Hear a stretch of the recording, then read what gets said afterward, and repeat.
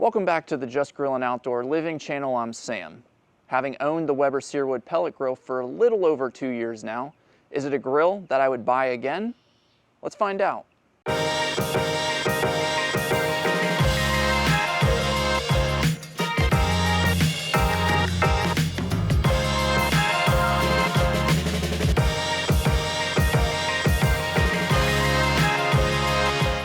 Do I recommend buying the Weber Searwood Pellet Grill? Yes. How's that for suspense? I'm not one to sugarcoat it, and I don't like wasting a lot of time in these videos, so I like to get straight to the point with things. This grill has been an absolute beast. It's been a rock star for me for these past 2 years that I've owned this, a little over 2 years that I've owned this. At Just Grillin Outdoor Living, we curate a specialty collection of high quality products that offer elite performance as well as good value. The Weber Searwood Pellet Grill is an entry pellet grill for us, but it's a phenomenal pellet grill that I've enjoyed using over these last 2 years. I'm going to detail a little bit more for you here in a couple of minutes.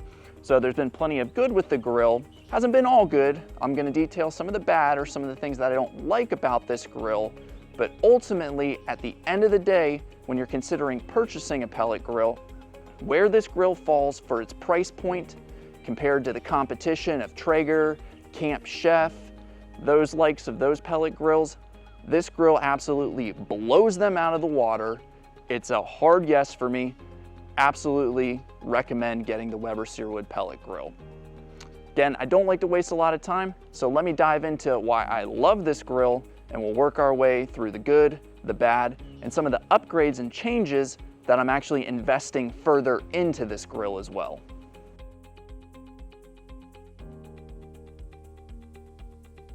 With me being the marketing guy, one of the things I love to test against any grill manufacturer when I do these videos is the marketing claims against the grill to see what's BS and what's truthful. The Searwood is marketed as a do-it-all grill because it has a very low temperature range as well as a very high temperature range. Between 200 and 600 degrees is where you're going to do most of your cooking with this grill. Following up on that claim, you absolutely can cook phenomenal meals at any of those temperatures depending on what it is that you're cooking. So when Weber says that this is a do-it-all grill that can replace your gas grill or charcoal grill and do everything with one pellet grill, that is absolutely true, and one of the things that I love and why I recommend this grill. Another marketing claim with the Searwood is that it heats up to 600 degrees in 15 minutes, and I can confirm that's accurate. And it's one of the wonderful things about this grill that makes it so convenient and easy to use on a weeknight. For where I am in my personal life, I have 2 young toddlers that are 3 years old.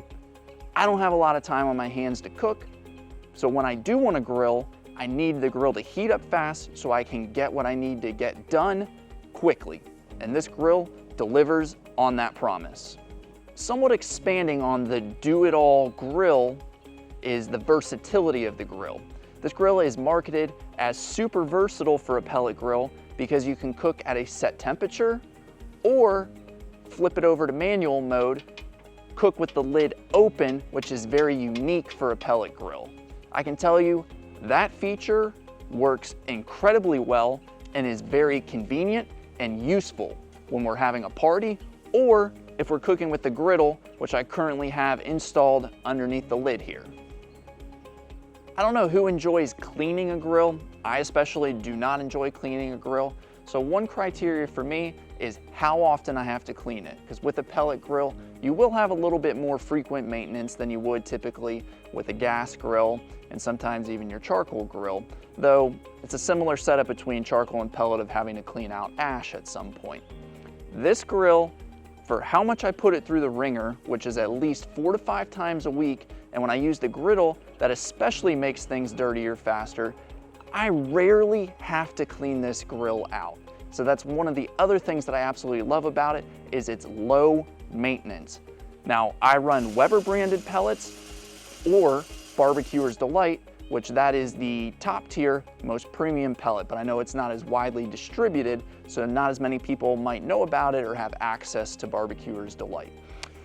When you use a good quality premium pellet, it's not going to produce as much ash, it's going to be more fuel efficient, and when it doesn't produce as much ash, you're not going to have as much cleanup. So that's one of the things that I love about spending a little bit more for a better quality pellet.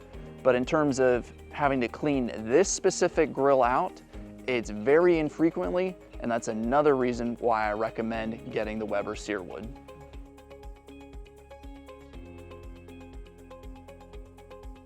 To touch on some of the bad with this grill, or what someone may consider a negative experience with the grill, let's start with the glow plug and the igniter. In a little over 2 years, yes, my glow plug and igniter has gone out one time on me. Now, the caveat to that is I would not hold Weber accountable for that whatsoever, because if you know anything about pellet grills, that is a common problem with anybody's pellet grill.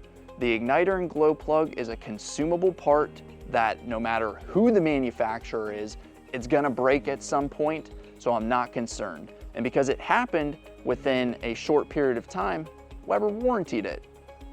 Maybe took me 20 minutes to change it out, not a big deal. It's not super hard, even if you're not a handy person whatsoever. Got the part within a couple of days of submitting the warranty claim for it.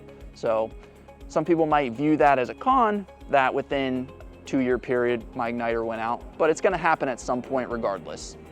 Another thing I don't like about the Searwood, and this is really just being picky because you're not really gonna move your grill around too much, but maybe depending on your setup, you do need to wheel it around a little bit. I don't care that it has 2 fixed legs versus being on all casters. Picking this up, especially when you have the side shelf, is extremely awkward, and even though I can lift heavy things rather easy, it's still a very awkward lift for me that is a little bit of an annoyance when I'm using the grill, or not necessarily using the grill, but needing to move the grill.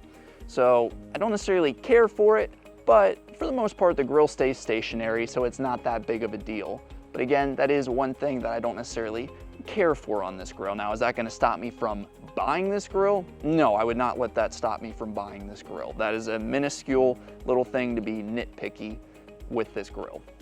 In terms of the quality of the build, I would say it's about a 7 out of 10, 8 out of 10 maybe, as I've put this through the absolute ringer, and I purposely abuse it and don't take care of it because I like to give real data and feedback to our clients and potential customers for this grill, so that way they kind of know what to expect. Most people are going to do a better job of taking care of things, but I like to beat the crap out of it, really, to put it simply, so that way I can give real world feedback on how well this is going to hold up if you absolutely do nothing in terms of care for the grill.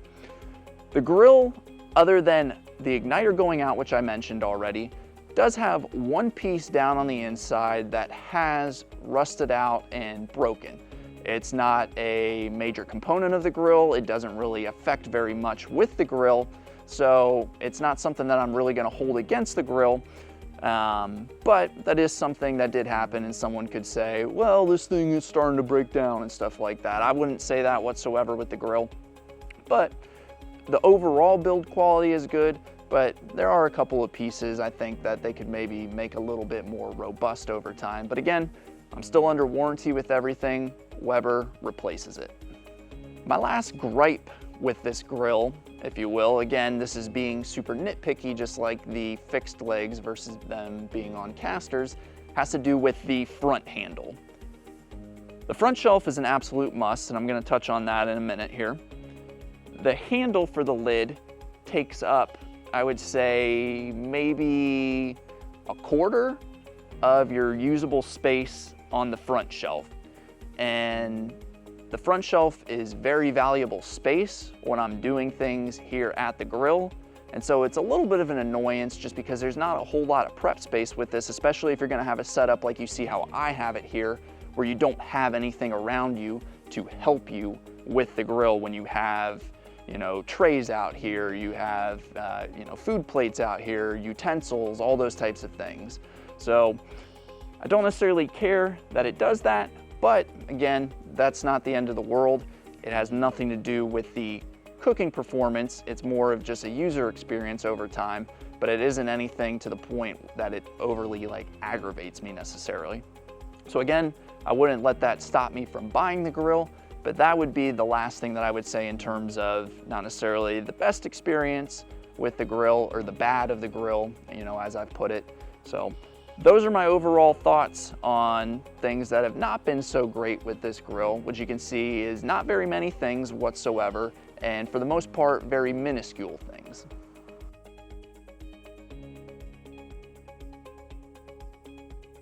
Let's look forward to the future as I'm investing in this grill and actually making some changes for the positive with it. If you're considering the Searwood, let me give you some great recommendations on how to set this grill up so that way from day one you enjoy your experience with the grill.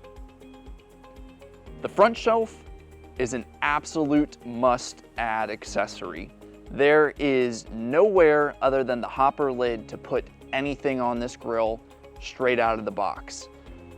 The front shelf gives you the most real estate to have prep space, to have an area to put anything you need to use with the grill with you at the grill. So at the bare minimum, I absolutely 100% recommend with every Searwood that goes out the door with us, a front shelf, which it's pretty much 100% attachment with our clients because it is that valuable of an accessory add-on.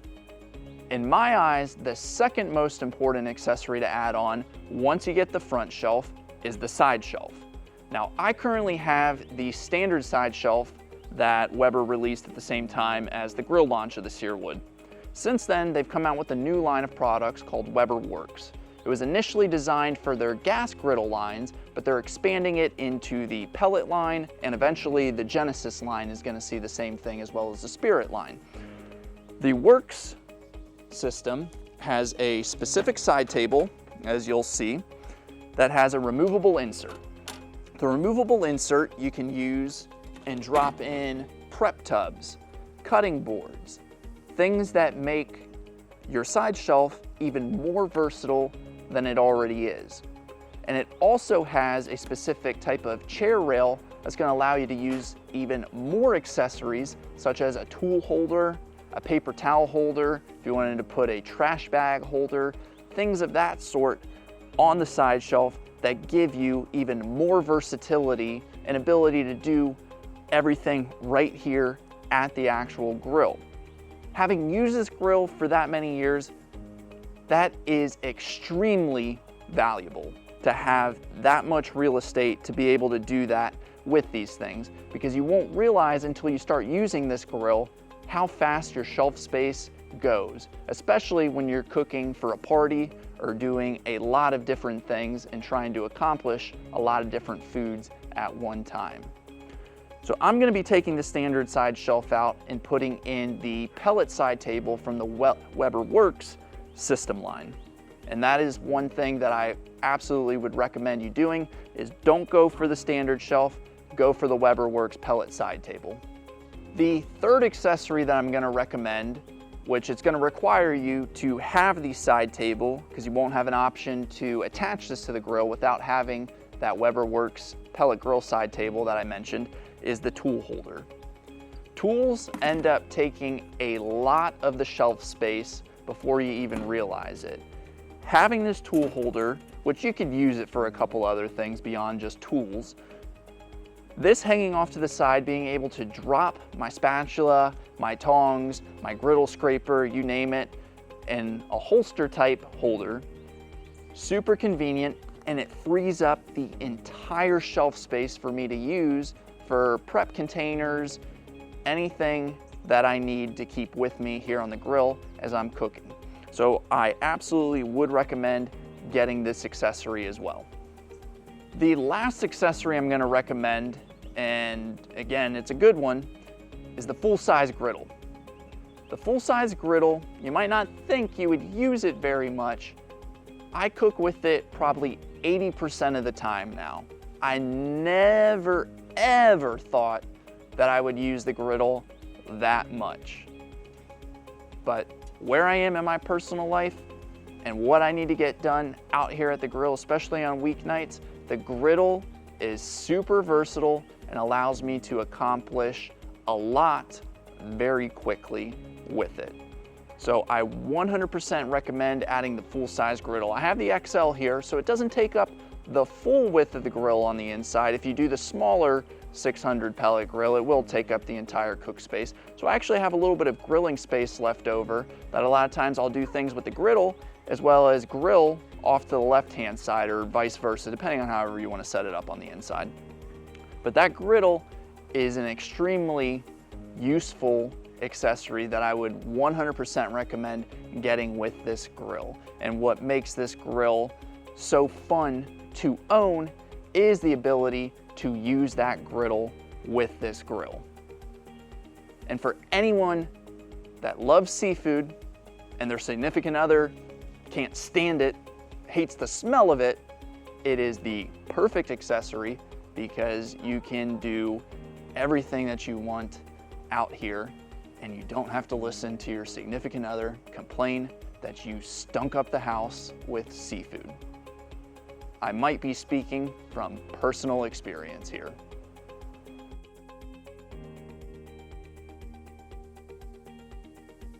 To summarize everything that I just went through, yes, I recommend you buy the Weber Searwood Pellet Grill if you are in the market for a pellet grill, if this is around the price point that you want to pay, if you enjoy cooking, if you're looking for a grill that does it all for you, if you just want something that is going to be a grill that is hassle-free.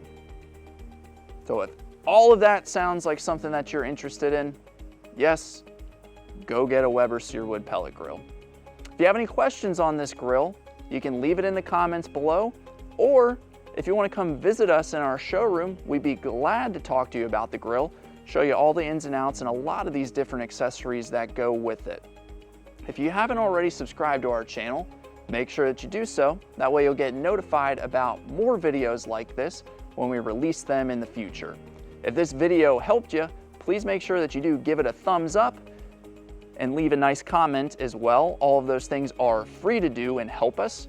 If you're not local to us, please consider donating a super thanks for a few dollars on this video, especially if it helps you make a decision one way or the other, whether you want to purchase this grill or after watching this, you decide you're better off with something else. I did help you spend your money wisely, so please consider donating a super thanks for a couple of dollars. It's greatly appreciated. It allows us to continue to make great videos like this. Again, if you have any questions, leave it in the comments below. Thanks for watching. We'll see you on the next one.